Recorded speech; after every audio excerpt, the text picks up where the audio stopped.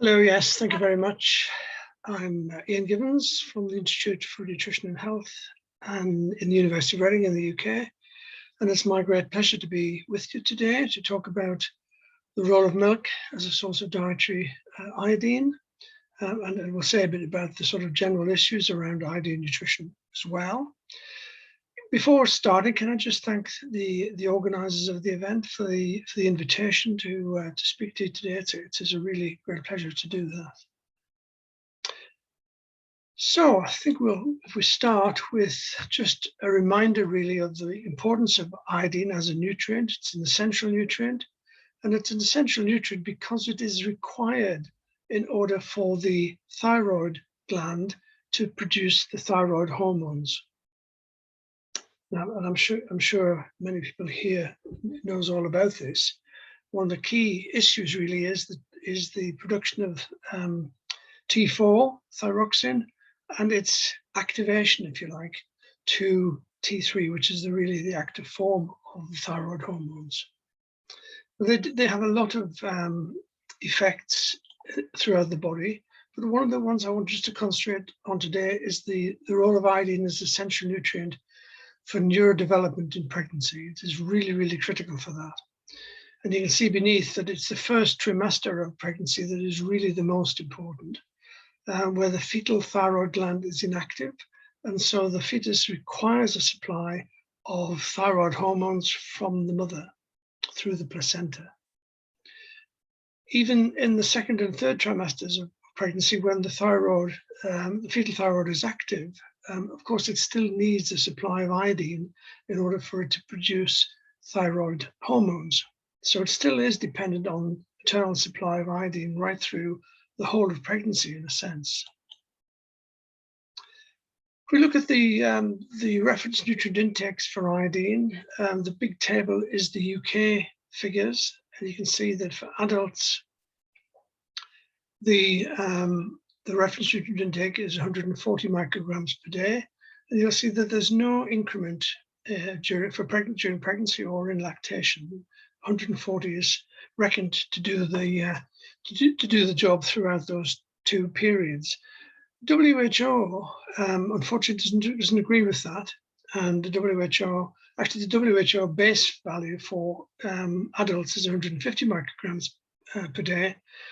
With a recommendation of increasing that to 250 micrograms per day for pregnancy and lactation.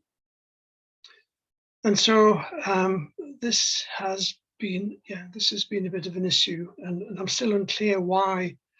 Well, I actually know why, but it seems still strange that the UK requirements don't have any increase for during pregnancy, particularly. Assessment of iodine status. It's also a fairly complicated arrangement, but iodine status, or really more correctly, thyroid hormone status of individuals is measured by measuring thyroid hormones in the blood. And but for a population, to assess a population for iodine status, the general method is to measure urinary iodine concentration.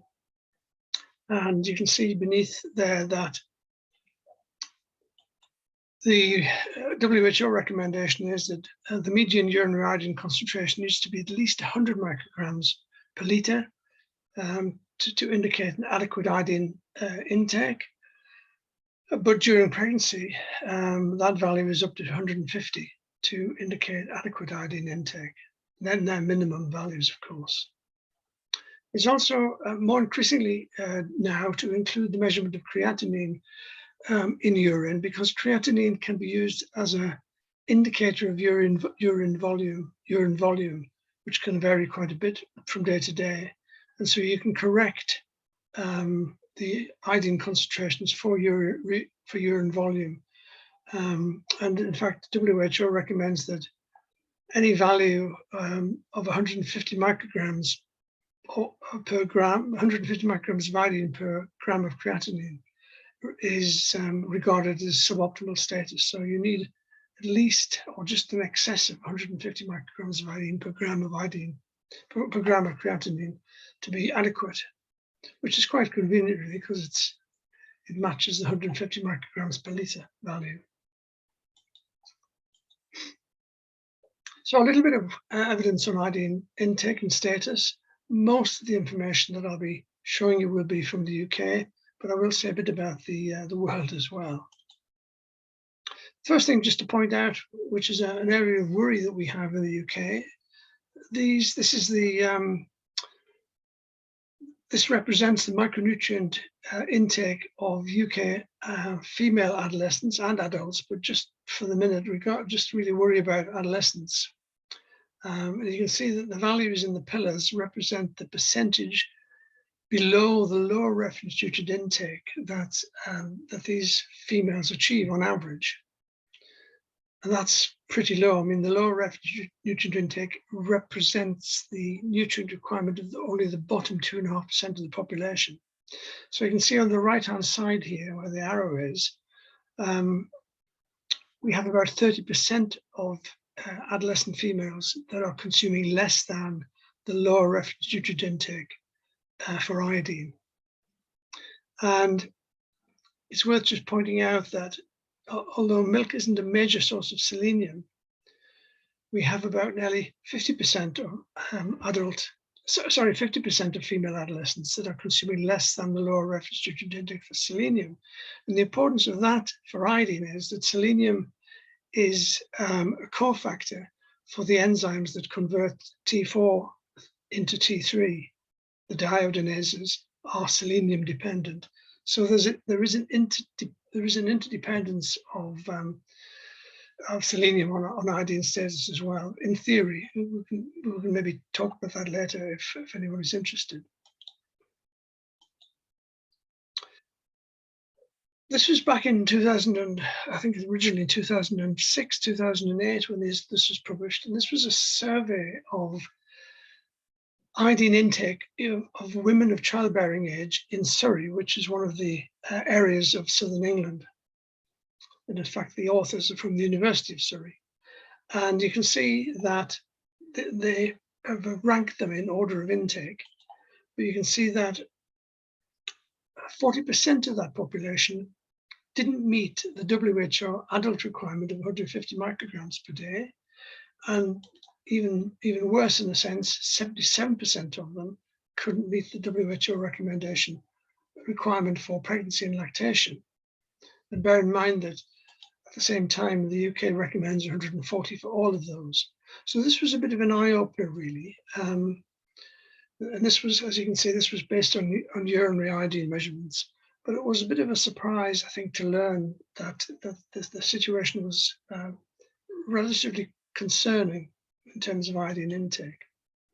And then there was a study of the iodine status of UK schoolgirls, and this was the first national study really to look at this since the 1940s, and to just go to the key outcome. The median urinary iodine concentration of these schoolgirls was 80 micrograms per litre, and that was clearly indicative of at least mild iodine deficiency in that group. Bear in mind they're young, not pregnant, of course, or anything, but nevertheless, an indicator of concern that iodine deficiency may be more widespread than we thought at the time. This is more recent study in pregnant women, and you can see that, bear in mind that the WHO criteria for pregnancy is at least 150 micrograms per litre of urine, and you can see none of those attained, the median values at least for none of those attained 150 micrograms per litre. The highest was 137 in the early study. The more recent one in Oxford, you can see that they're way down, 40s and 50s, 60s, really, really low. So again, this was a bit of a concern and a bit of a surprise that things were getting as bad as that. And Sarah Bath and Margaret Raymond, who are from, as I mentioned earlier, from the University of Surrey, they've really been leading, most of the iodine nutrition work in the UK. And Margaret and Sarah published this review of iodine status of UK pregnant women, actually back in 2015. Time flies, and the implications for their offspring. And they were reflecting the situation that you see there. That it was not a very healthy situation, really. I said I would say a little bit about the world. The Iodine Global Network publish regularly what they call a global scorecard for iodine status during, in this case, during pregnancy. I noticed the other day they have an up-to-date 2021 scorecard for adults, but 2017 is the most recent one for status during pregnancy. But anyway, you can see that there's relatively large parts of the world where insufficient iodine intake is present, less than equivalent to urinary iodine concentration of less than 150 micrograms per liter. So in a lot of parts of Western Europe, Russia, India, Australia, and the US have all insufficient iodine intake, on average at least, during pregnancy. Just bear in mind where you are. Over here we have Japan, and Japan actually seems to be in the above adequate category, which is good. But anyway, large parts of the world that are still a concern in terms of iodine status during pregnancy. So what are the consequences of suboptimal iodine status during pregnancy? Well, there's at least 4 studies now, which I'm aware of, which looked at the association, and bear in mind these are association studies, between low iodine status during pregnancy and the development of the children. And in all of those 4 studies really report more or less the same thing, all aspects of neurodevelopment. The Spanish study reduced psychomotor development and mental development at 18 to 24 months. Now, the Dutch study, mild alterations in executive functioning at 4 years. Australia, poor language skills in 9-year-old children in mothers of suboptimal iodine status during pregnancy. And the ALSPAC study, which is a UK study, showed that those that had suboptimal iodine status during the first trimester, which we talked about earlier, of pregnancy, had lower IQs and lower reading skills at ages of around 8 to 9 when they were assessed. So there's consistency amongst those association studies in terms of the impact on basically neurological development. So let's move on now and talk about what are the key dietary sources of iodine. Well, you can probably guess what I'm going to say from the title of the story, but certainly in the UK and many parts of Western Europe at least, milk is by far the major source of iodine to all ages, although of course in children it's much higher than you see here for adults. This is for adult females actually from 19 to 64 years. And you'll see in a minute that is a bit confusing because as women get older, they tend to consume more milk, and the contribution of milk to iodine intake is higher, it becomes a bit higher. But you can see the other main food groups that supply iodine in any amounts: cereals, cereal products, meat products, fish and eggs are way, way below the amount that milk provides. And this is what I was saying a minute ago, that this is dairy food intake in UK females from the age of 4 through to the age of 64. The main point that is to highlight is that in this teenage group, adolescent group, milk intake drops very substantially. And then it only creeps up slowly as years go by. Again, this is all in females. And that is a reflection of what I was saying before. But even in a lot of those ages there where they would be of childbearing age, milk intake is now much lower than it used to be. And that is actually the same for the whole population, but particularly for young women. This is another aspect to it in a way. This is one of Sarah Bath's studies where she looked at milk intake and essentially iodine status in pregnant women in Southeast England.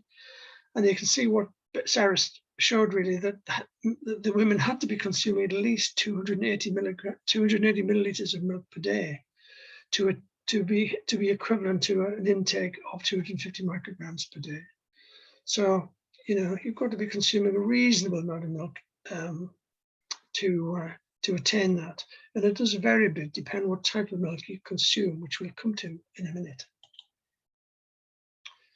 This is a more recent study, again in the UK. It is an intervention study in females 18 to 45, not pregnant, but they showed a modest increase, only a modest increase in milk consumption up to 430 milliliters per day, increased iodine status by about 35%, and overall levels of iodine deficiency reduced by 23%, and overall there was no adverse effects on body weight or BMI, etc. But it just illustrates the point that there was a kind of linear response in iodine status with increased milk consumption. I said we'd just say a little bit. I said we'd talk a little bit about different types of milk, which one is the best, if you like. We've known for years that milk produced in the summer has a lower concentration of iodine than milk produced in the winter. And you can see in this study back in 2007, done by the Food Standards Agency in the UK, you can see the overall concentration was 311 micrograms of iodine per kilogram of milk, but the winter value was 432, whereas the summer mean was only 177. So you can see quite large differences between summer and winter for reasons I'm sure many of you probably know. But again, we can come to that in discussion. At the time when this is one of our own studies from Reading, published in 2015, we knew about the summer versus winter thing.